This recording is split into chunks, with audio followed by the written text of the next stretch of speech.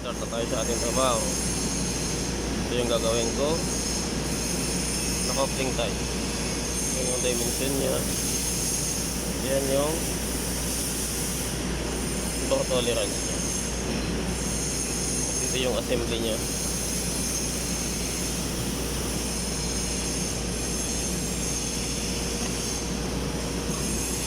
Ito yung measuring tools kung gagamitin para sa outer diameter. Ito yung measuring tools na gagamitin ko sa inside diameter.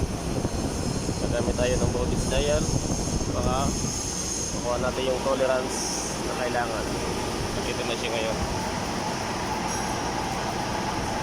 Ang RPM na in-apply ko ay mababa lang para maiwasan natin mag-vibrate yung ating workpiece.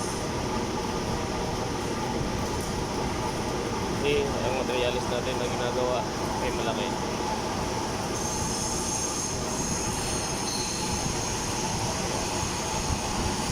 Makikita mo yung tips nya, sunog na sunog. Mabagal pa yan, matakbo na yan.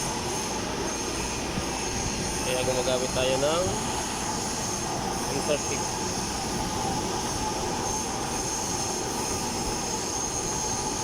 para sa mas production